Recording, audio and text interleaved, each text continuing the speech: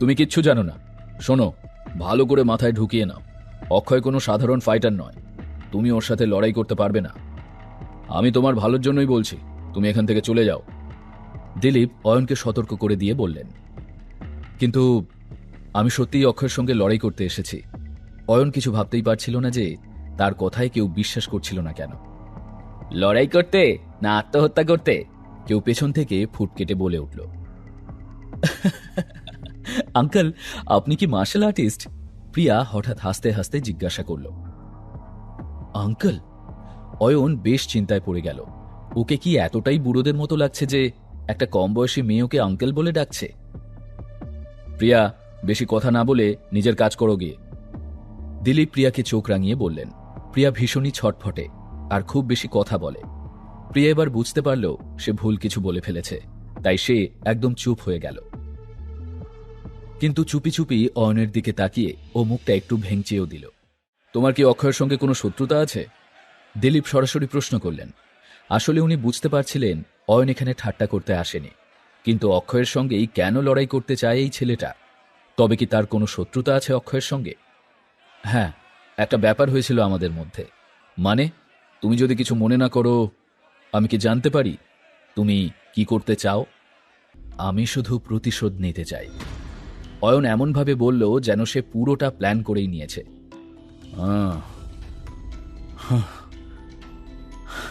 বুঝলাম।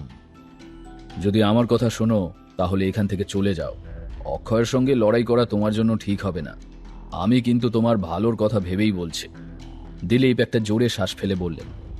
কিন্তু আমি যদি চেষ্টাই না করি তাহলে কি করে বুঝবো যে অক্ষয়ের সঙ্গে লড়াই করা ঠিক হবে কি হবে না? অয়ন এখনো জেদ ধরেই রেখেছিল। দিলীপ সব রকমভাবেই অয়নকে বোঝানোর চেষ্টা করলেও অয়ন যেন বুঝেও বুঝতে চাইছিল না। তখন হাল ছেড়ে দিয়ে দিলীপ বললেন, ঠিক আছে, যা ভালো বোঝো তাই করো। সবাই গ্যাম্বলার ফাইটের প্রস্তুতিতে ব্যস্ত ছিল। লড়াই শুরু হতে আর বেশি দেরি ছিল না। যেহেতু অয়নের সঙ্গে কেউ কথা বলছিল না, অয়ন হলটা ভালো করে ঘুরে দেখতে লাগল। হলটা খুব সুন্দর করে সাজানো ছিল, আর সেখানে কি ছিল না? অয়ন সেখানে কিছু বালির বস্তাও দেখতে পেল। তবে বস্তাগুলো সাধারণ বালি দিয়ে নয়, বরং লোহা দিয়ে ভর্তি করা ছিল। সেগুলোকে দেখে পরিষ্কার বোঝা যাচ্ছিল সেগুলোর ওজন অন্তত 1000 কেজি তো হবেই। সাধারণ বালির বস্তার ওজন 10 থেকে 80 কেজি পর্যন্ত হয়, কিন্তু লোহার বস্তার ওজন অনেক বেশি, 500 থেকে 1000 কেজি পর্যন্ত হয়। সবাই নানা রকম ওজনের বস্তা নিয়ে প্র্যাকটিস করছিল, কিন্তু লোহার বস্তা নিয়ে কসরত খুব কমজনই করছিল। আঙ্কেল, কি দেখছেন? অয়নের কানে একটা চঞ্চল কণ্ঠস্বর ভেসে এলো। অয়ন না তাকিয়েও বুঝে গেল সেই কণ্ঠস্বর আসলে কার। এই বস্তাগুলো দেখছি। বস্তাগুলোর দিকে দেখিয়ে অয়ন বলল। অয়ন সেখানে মার্শাল আর্টের প্রশিক্ষণ নিয়েছিল। সেখানে এর থেকেও অনেক ভারী বস্তা রাখা থাকত। হ্যাঁ, সেটা তো আমি দেখতেই পাচ্ছি যে আপনি বস্তাগুলোর দিকে হাঁ করে তাকিয়ে আছেন, চটে গিয়ে বলল প্রিয়া। যখন দেখতেই পাচ্ছ তখন জিজ্ঞেস করছো কেন? কথাটা বলেই হেসে উঠল অয়ন। কি বলতে চান আপনি? প্রিয়া দাঁত খিঁচিয়ে বলল। কি হয়েছে? প্রিয়া রেগে গিয়ে তার পাটা মাটির ওপর জোরে ঠুকে দিল, তারপর বলল, কিছু না। অয়ন আবার বস্তাগুলোর দিকে দেখতে লাগলো। যখন প্রিয়া দেখল যে অয়ন তাকে এড়িয়ে যাচ্ছে, তখন প্রিয়া মনে মনে ঠিক করে নিল যে একে আজ একটা শিক্ষা দিতেই হবে। আঙ্কেল, এই বস্তাগুলো ধরে দেখতে চান? প্রিয়া জিজ্ঞেস করল। কিভাবে? অয়ন প্রিয়ার চোখে শয়তানি বুদ্ধির ছাপ স্পষ্ট দেখতে পেলেও সেটা বুঝতে না দিয়ে জিজ্ঞেস করল। আপনার হাতটা মুঠো করুন, আর তারপর ওই মুঠো দিয়ে জোরে বস্তায় একটা ঘুষি মারুন। দেখুন, আপনি বুঝতে পারবেন যে এই বস্তায় মারলে কিরকম লাগে। প্রথমটায় একটু কিন্তু কিন্তু লাগলেও পরে প্রিয়া হেসেই বলল অয়নকে, ও তাই, এত সহজ? অয়ন ভালোই বুঝতে পারছিল যে প্রিয়া আসলে তাকে বোকা বানাতে চাইছে, কারণ ওই বস্তা লোহা দিয়ে ভর্তি ছিল। এরকম একটা লোহা ভর্তি বস্তায় কেউ যদি জোরে আঘাত করে তাহলে তার কবজি ভেঙে যাবে। হ্যাঁ, বলল প্রিয়া। ঠিক আছে, আমি চেষ্টা করছি। হ্যাঁ আঙ্কেল, আপনি পারবেন, প্রিয়া হাসতে হাসতে বলল। সে জানত যখন অয়ন জোরে বস্তায় ঘুষি মারবে তার হাতে প্রচণ্ড চোট লাগবে, আর তারপরই সে ব্যথায় ছটফট করে চিৎকার করবে। অয়ন বস্তার সামনে গেল এবং আঘাত করার জন্য একদম রেডি হয়ে গেল। আর তখনই থামুন! প্রিয়া চিৎকার করে বলল। অয়ন মনে মনে ভাবতে লাগলো, এই মেয়েটার আসলে সমস্যাটা কি? আঙ্কেল, আপনার পজিশন ঠিক নেই। এটুকু বলেই প্রিয়া অয়নের পজিশন ঠিক করার জন্য তাকে সাহায্য করতে গেল। আঙ্কেল, বস্তায় আঘাত করতে হলে তো আপনাকে কোমরের জোর লাগাতে হবে, তাই প্রথমে আপনার কোমর শক্ত করুন। যদি এইভাবে স্টিফভাবে দাঁড়ান তাহলে আপনি পাঞ্চ করতে পারবেন না। এটা শুনে অয়নের মুখটা গম্ভীর হয়ে গেল।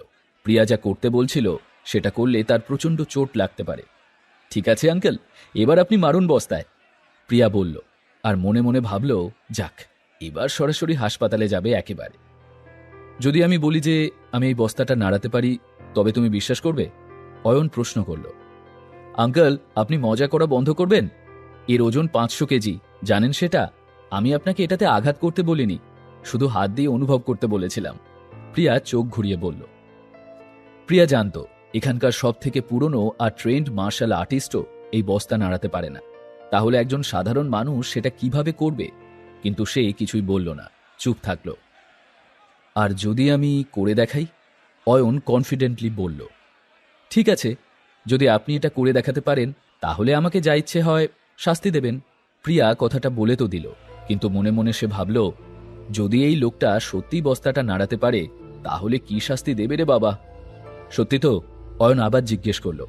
হ্যাঁ, সত্যি, কারণ প্রিয়ার বিশ্বাস ছিল যে অয়ন এই কাজটা কিছুতেই করতে পারবে না। পরে আফসোস করো না কিন্তু। কথাটা বলার পরেই অয়ন বস্তায় আঘাত করার জন্য রেডি হয়ে গেল। তুমি ঠিক করে দাঁড়াও। প্রিয়া কথাটা শেষ করতেও পারল না, আর অয়ন তার আগেই বস্তাটাকে ধরে নাড়িয়ে দিল। এটা দেখে প্রিয়া আর কোনো কথা বলার মতো অবস্থায় ছিল না। প্রিয়া চোখ বড় বড় করে একবার অয়নকে দেখছিল আর একবার লোহা ভর্তি ওই বস্তাটাকে। কিন্তু এটা কি করে সম্ভব হলো? আচ্ছা আচ্ছা, লোক যা করতে পারেনি সেটাই সাধারণ একজন মানুষ কি করে করল? প্রিয়া বারবার সেই বস্তার দিকে তাকাচ্ছিল, যেটা এখনো নড়ছে। এটা দেখে প্রিয়া তাড়াতাড়ি বলল, দেখুন, যদিও আমি হেরে গেছি তাও বলে দিচ্ছি, আপনি আমাকে দিয়ে উল্টোপাল্টা কিছু করাতে যাবেন না যেন। আর যদি কোনো খারাপ কিছু করতে বলেন তাহলে আগেই জানিয়ে দিচ্ছি, আমিও কিন্তু মার্শাল আর্টের ট্রেনিং নিই। অয়নের মুখের রংটাই উড়ে গেল। সে মনে মনে ভাবছিল, এই মেয়েটা কি অদ্ভুত রে বাবা। তাকে এভাবে চুপ দেখে প্রিয়া ভাবল যে সে ভয় পেয়েছে। তখন সে অয়নকে জিজ্ঞেস করল, আঙ্কেল, আপনি কি মার্শাল আর্ট জানেন? এই লোকটার ব্যাপারে তার বেশ কৌতূহল হচ্ছিল। শোনো, প্রথমে আমাকে আঙ্কেল বলাটা বন্ধ করো। আমার বয়স মাত্র 25 বছর। তাতে কি হয়েছে? আপনি আমার চেয়ে 6 বছরের বড়। আমি আপনাকে আঙ্কেল বলতেই পারি, প্রিয়া সাফ জানিয়ে দিল। আচ্ছা, এবার বলুন তো, আপনি স্টেজ 1-এর কোন লেভেলে আছেন? সেকেন্ড নাকি ফাইনাল? প্রিয়া বুঝতে পেরে গেছিল যে সে কখনোই প্রথম লেভেলে থাকবে না। অয়ন মাথা নাড়ল। যখন তার বয়স 17 বছর ছিল তখনই স্টেজ 1 পেরিয়ে এসেছে সে, আর এখন সে স্টেজ 2-তে। যখন প্রিয়া এটা জানতে পারল তখন ও এতটাই অবাক হয়ে গেল যে তার চোখগুলো বড় হয়ে গেল। সে জানতে চাইছিল অয়ন কি স্টেজ 2 মার্শাল আর্ট ফাইটার। এখন অয়ন জবাবে কি বলবে? ওখানে অক্ষয়ের সঙ্গে কি লড়াই করবে অয়ন? জানতে হলে শুনতে থাকুন এই গল্পটি শুধুমাত্র পকেট এফএমে। লিঙ্কটি রয়েছে ডেসক্রিপশনে।